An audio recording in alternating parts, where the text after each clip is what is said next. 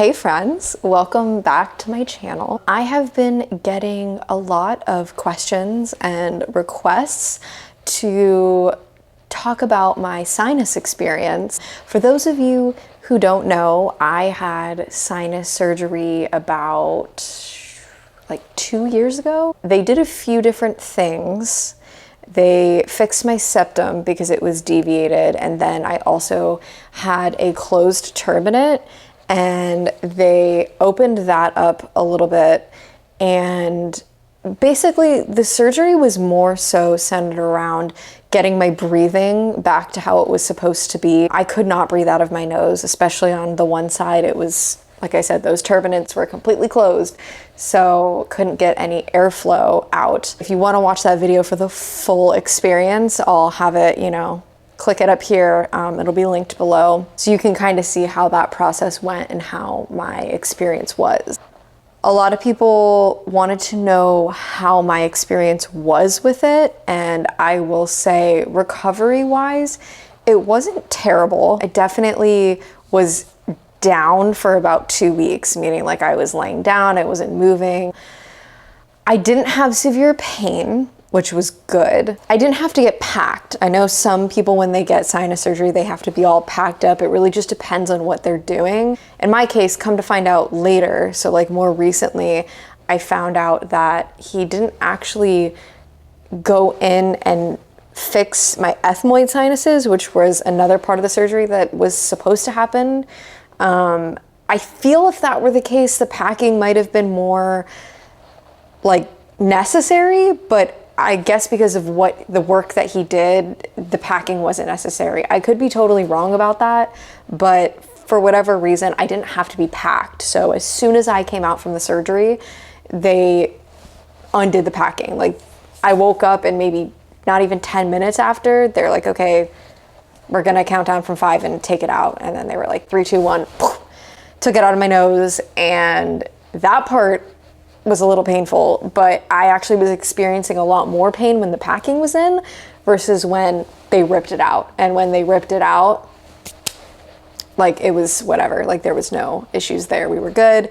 Pain went from probably a 10 to like a 2 or a 1. Like, after the packing was out, I was pretty much fine. Now, of course, they're gonna give you like the prescription medication to take for pain management.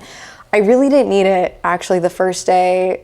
I don't even think I took it the first day. I only took maybe 2 Tylenol. So I've now just noticed that my mic is dead, so I'm just gonna continue. I don't know where it cut me off, so we're just gonna keep rolling with this. Okay, so where it cut me off was when I was talking about being nauseous. Basically, the nausea was probably the hardest, most brutal part of the surgery for me. After the first night, so I think it was around the second night, because the first night wasn't so bad, but the second night moving forward, the nausea hit very hard. I don't know exactly what resulted in all that nausea, but I do know that sometimes when the anesthesia wears off, you can kind of feel nauseous. But not only that, the runoff, so you will experience like some of like the blood and like stuff, coming down that way, and the taste of it, it was not for me. Like, I struggled with that whole process, and that also kind of nauseated me. Also, not having a lot of food in my stomach, because not being able to taste or smell my food made it very difficult to like want to eat. With all of that being said, I was just kind of like not doing well. I did end up calling my doctor, and I had him prescribe anti-nausea meds, and that helped amazingly. Like, I just started taking that. I took like 1 a day for a couple of days, and I was fine. It was Zofran, in case anyone was wondering, I just remembered. Aside from the nausea, I really didn't experience a ton of issues. Now, obviously, after a sinus surgery, you're going to have to, not immediately, but pretty soon after, you have to start rinsing. I recommend the Cxdy bottle over the neti pot. Personally, the process is just a lot slower, and I feel like it goes down in my throat, and I like choke on it more when I do it that way. Whereas like with the Cxdy, it kind of just shoots it up and then down, and it's quick. Like, I feel like I just get it out of the way. The more you do it, the more you get used to it. The very first time you do it, it's not fun and it's gonna alarm you and you're gonna be like, I never wanna do this again, it's uncomfortable. The more you do it, it's kind of like riding a bike. You just like get used to doing it and then you're like, oh, this is nothing. But you're gonna have to do it a lot. And it's like, it goes from like 12 times a day or 20 times a day down to like, you know, 2 times a day. But that was kind of the process fading out from post-surgery. So after about a full 2 weeks, I got to go back into the doctor. He flushed out, like cleaned out, because you still kind of can't breathe for 2 weeks. For me at least, I was ready to like, I want to breathe. I couldn't breathe entirely out of my nose. So it was really a relief at the 2-week mark to get to the doctor, because he did a little like psh, psh, and then all of a sudden I took my first breath ever. Like I had never taken a breath in my life through my nose. So that was like, oh wow, I can breathe now. And that was pretty much it for like the post-op part of it. Like after 2 weeks, I was functioning fine, was able to go back to work. It really was, to me, 2 full weeks. That was the amount of time it took me to feel like completely myself again. So next I wanted to update you guys kind of on how I'm doing now, because a lot of questions were like, so how are you doing now? Because it's been so and so amount of time. Coincidentally, I've kind of backpedaled a little bit rather than moved forward in my sinus journey. So I want to say it was like 6 or 8 months ago when I went in, because after you have surgery post-op, you start like frequently going back to like get updates and like to see how everything's going and check up, and then it kind of, they start fading them out. So it started, I want to say like I would go back every month and then every 3 months and then like whatever. And then for me, it's been like between like every 3 to 4 months I'd go back. I went in and he did a scope to see how everything was looking. As he was looking in the scope, he had told me he was seeing signs of polypoid changes, which means I wasn't growing actual polyps yet, but the lining that he was looking at in that area was showing signs of polyp growth, which is not great, because really the only way to get rid of full-blown polyps is surgery. So obviously, as any excellent doctor would, he asked me like, am I in any pain, discomfort? I'm also doing allergy shots simultaneously because my allergies are like 50% of my issues. So, you know, obviously there's allergy irritation there that's always going to cause inflammation in my sinuses. Basically, not any pain, wasn't affecting me at all. Breathing was still great, thank God, because of the surgery.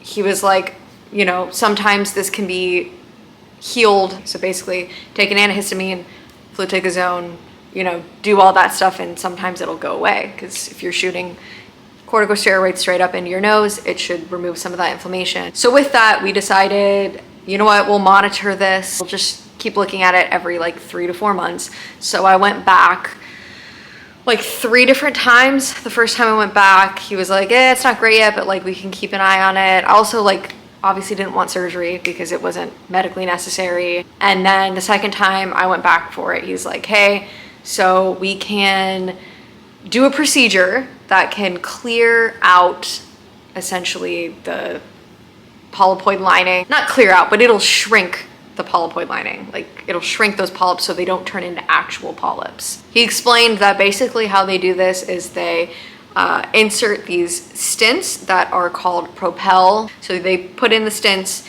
and then basically there's just a higher dose of steroids in them, and they dissolve eventually into your sinuses, and they clear out the polypoid lining, take the swelling down, so basically you don't have to get surgery. It's supposed to last a long time. So I was all on board to do it. Had to talk to the surgical coordinator, figure out if my insurance covered it, yada, yada, yada. Signed up for it, was like, okay, great, let's do this, whatever.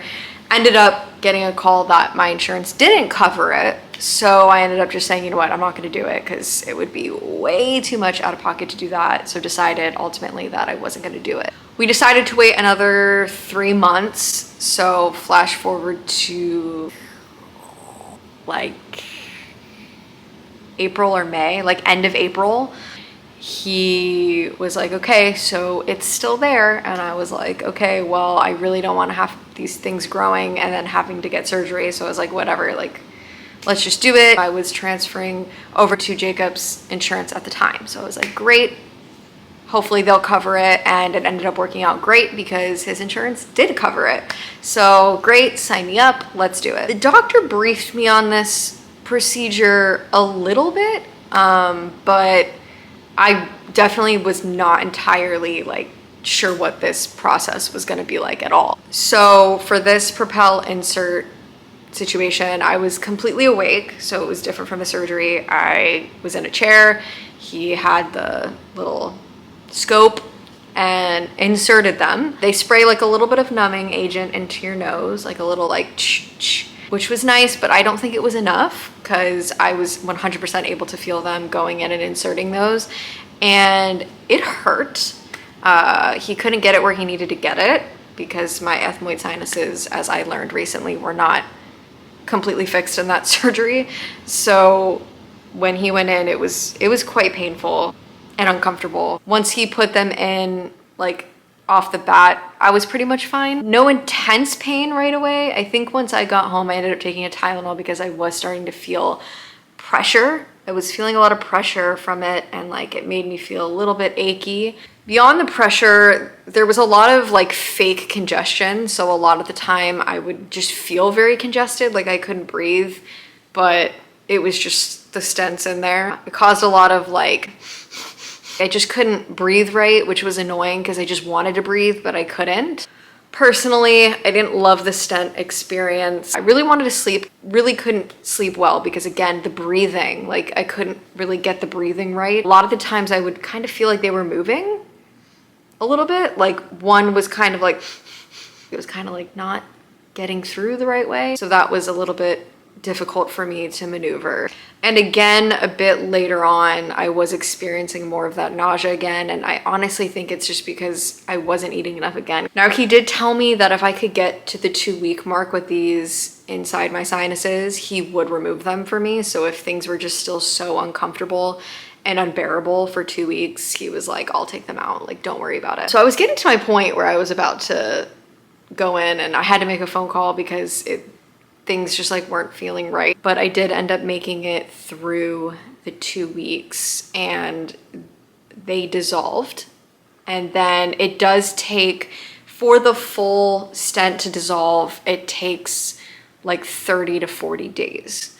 And I do feel like it took a full month for them to just completely like feel like they're not there anymore. I will say overall, as an alternative to surgery, it's probably worth it because if you do have to pay a little bit, you're not going to be paying nearly as much, which is great, especially if your insurance covers it, which I know some do and some don't. But if you're fortunate enough that your insurance covers it, I would do that over surgery. Obviously, surgery is a lot more invasive and the recovery is longer. So I guess the ultimate question that like kind of goes through my head a lot is like, was this polypoid lining or like early polyp growth due to the surgery, or like where did it come from? Now, I don't think it came from the surgery because like I said, the surgery was really to open up my airways. It's very possible that with my allergies being as bad as they are or as intense as they are, any triggers, I'm very allergic to dust and animals, my mom has dogs, like anything can really cause that inflammation and set off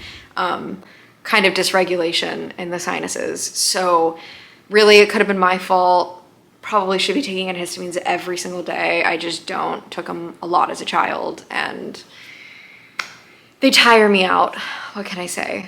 But ultimately, you know, I go back and forth in my head a lot, like what caused this? Why am I still struggling with this? And I think it was very relevant and kind of, I don't know if I want to say ironic or coincidental that I was getting a lot of comments and feedback about this when I was actually struggling with it a lot during this time. So I think this video is coming up at a time where it's a perfect time to talk about it.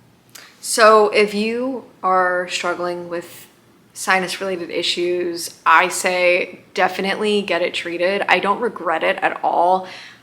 Symptoms are symptoms. Like everyone's experience with surgery and procedures are very different, but I think overall it has changed my life drastically. The reasoning for everyone is a little bit different, but for me, it was my ability to breathe.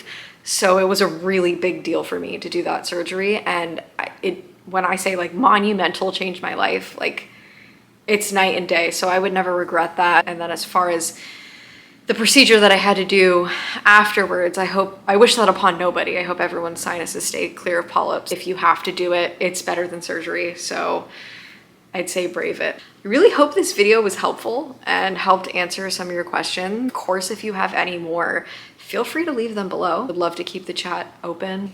My health has been a journey, so I see you, you're heard. I know what it feels like to have to constantly deal with health challenges because the list goes on and on and on from here.